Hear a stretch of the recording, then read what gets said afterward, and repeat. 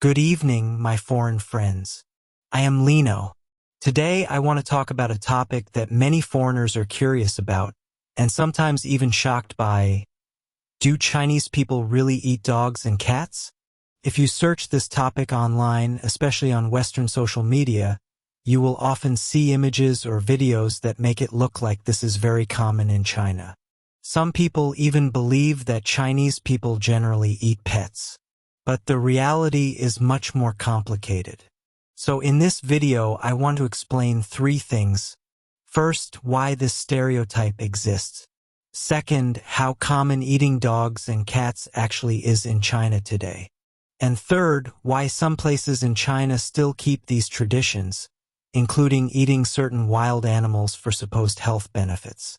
I think understanding this topic also helps people understand the cultural contradictions inside modern China.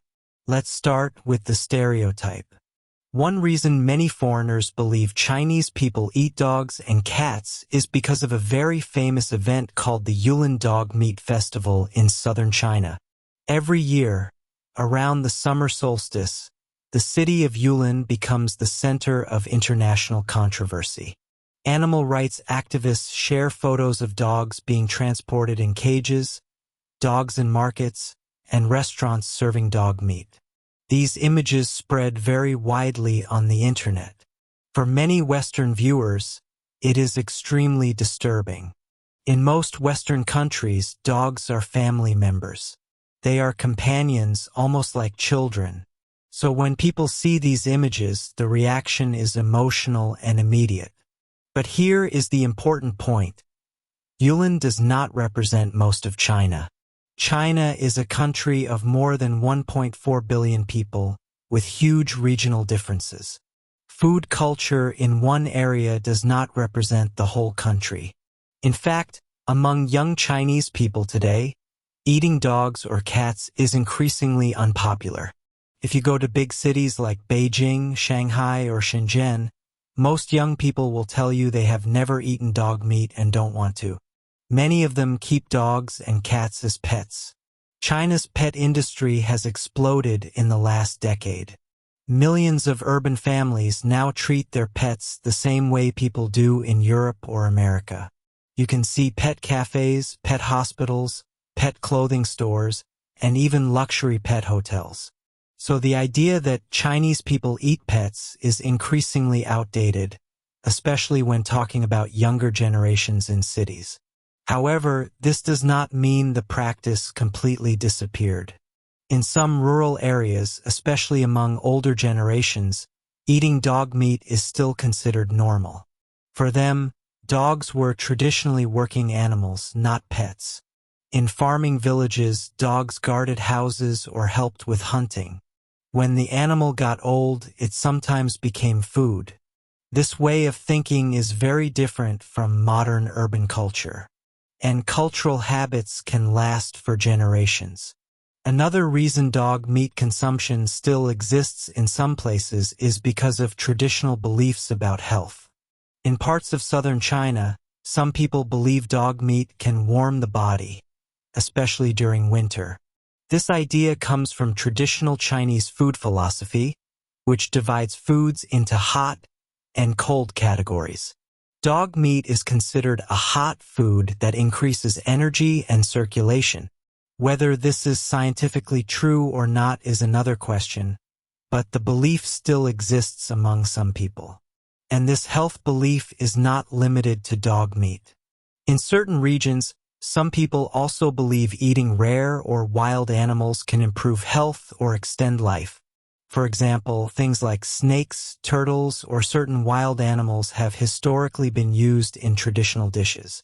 Some people think these foods provide special nutrients or medicinal benefits. In reality, most of these claims are not supported by modern science. But cultural beliefs can be very powerful. Back in my hometown, I've even seen people use the meat of wild animals to bribe officials. This issue became globally famous during the outbreak of COVID-19. The pandemic brought a lot of attention to the wildlife trade in China. Many international media reports discussed so-called wet markets, where wild animals were sometimes sold. After the pandemic started, the Chinese government introduced new restrictions on wildlife consumption, and public opinion inside China also changed significantly. Many people started criticizing the tradition of eating wild animals. Interestingly, Chinese social media also shows a generational conflict on this topic. Young people often criticize older generations for eating dog meat or wild animals. You can frequently see comments like, "Why are we still doing this in the 21st century? This damages China's international image. Animals should not be treated this way." So the debate is not just happening between China and the West. It is also happening inside China itself. There is also another uncomfortable reality. While some foreigners criticize China for eating dogs, Chinese people sometimes respond by pointing out that Western countries eat animals that others consider sacred or taboo. For example, cows are sacred in India. Pigs are forbidden in Islam. Horses are rarely eaten in America but are eaten in some European countries. So food culture around the world is very relative. What one culture sees as normal food, another culture may see as shocking. At the same time, it is also true that attitudes in China are changing very quickly. Urbanization, higher income, and exposure to global culture are reshaping how people think about animals. For younger Chinese generations, dogs and cats are increasingly seen as companions, not food, and animal protection awareness is growing. In many ways, China today is experiencing the same cultural shift that Western countries went through decades ago. So when people ask the question, "Do Chinese people eat dogs?" the honest answer is, some do, most don't, and the number is shrinking.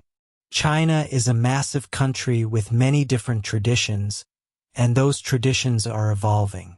The reality is far more complex than the stereotype.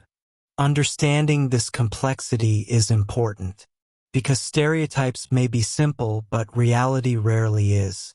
And if we want to understand another culture, we have to look beyond the most shocking images on the internet. Thank you for watching. If you are interested in topics like Chinese culture, Chinese society, and the everyday reality behind the headlines, consider subscribing to my channel. And I'm also curious about your opinion.